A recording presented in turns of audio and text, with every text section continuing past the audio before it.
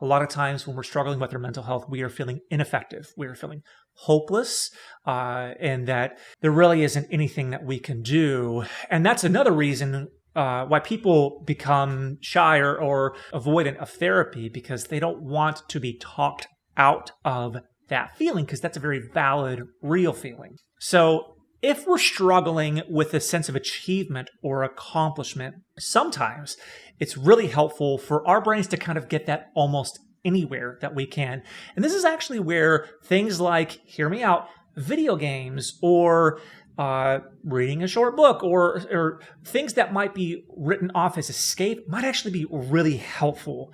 Because if I'm feeling really ineffective and stuck in other areas of my life, if I am accomplishing, even if it's a small like achievement in a video game, that can help my brain go, oh wow, I really can do things. I am an effective person when I really set my mind to it. And then that might also give you some evidence or weight to telling yourself that you can achieve things when you set your mind to it. So don't be afraid to focus on some of those smaller things, because when we're stuck, you've got to meet yourself where you're at. Meaning if I'm setting my goals too high, if I'm being too lofty with things, then actually what I might be doing is using those thoughts to further support this belief or this fear that I'm an ineffective person, I'm bad, I'm broken, I deserve punishment and bad things and things like that. And we want to try to name when that's happening and then not feed into that. The last thing that I'll talk about is health. Now, one quick way I like to think about health, and this is a little reductive, so bear with me, but we want to keep this simple, but is sleep, exercise, nutrition. Now, there's a lot of complicating factors to those three things. I understand that. And I don't want to come across as ableist when I talk about this. So I mean sleep, exercise, nutrition as do what you can. Meet yourself where you're at. A lot of times when we're struggling with mental health, we can start engaging in revenge sleep time procrastination. We can get stuck even when we're trying to get to bed in insomnia or hypersomnia, and then we just start not feeling good. And if physically we are not feeling good, it's really tough to emotionally feel good. Because bear in mind, your emotions in part are trying to incite you to action, to some sort of effective action to resolve what your brain feels like is a problem. So oftentimes health can be sometimes one of the best places to start. General recommendations for sleep are to try to get to bed and wake up at a consistent time each night and each morning if you can.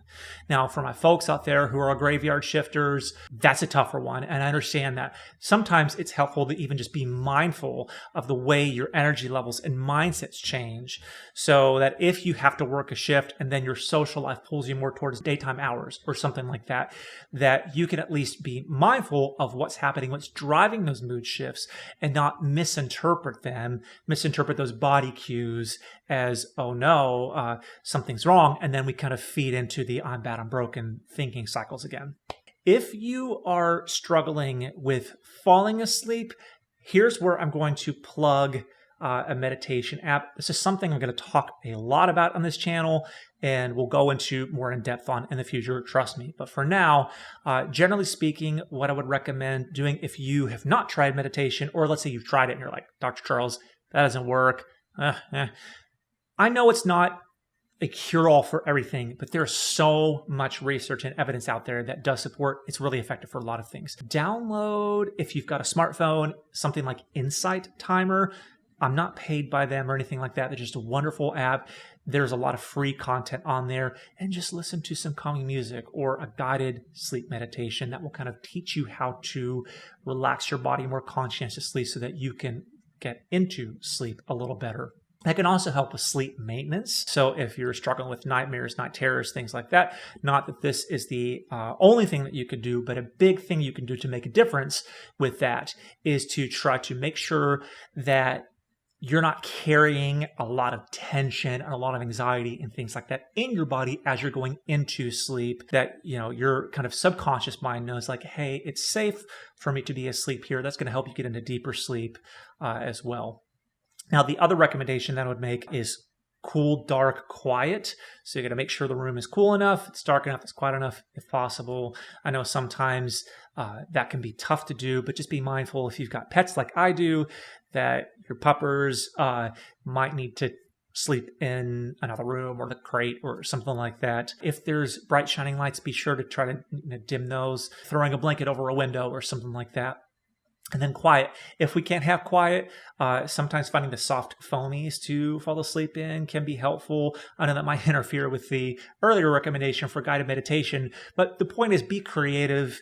Try to think outside the box if these are things that might be interfering with sleep. And then try to wake up at a consistent time each day. When we are depressed, when we are anxious, it is very tempting to stay in bed and just kind of avoid, because a lot of times depression is basically the response to anxious avoidance. We're avoiding things that we're afraid of, that we think are going to hurt us.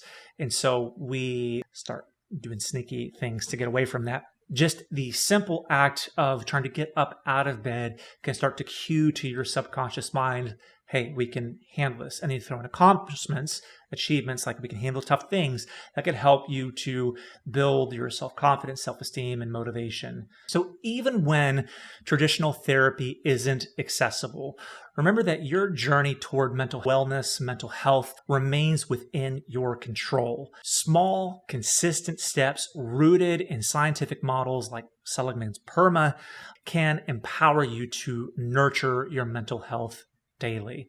Every little effort you make builds resilience, and by seeking connection, purpose, and achievement, you can light the path to a brighter, more balanced life. So take action today.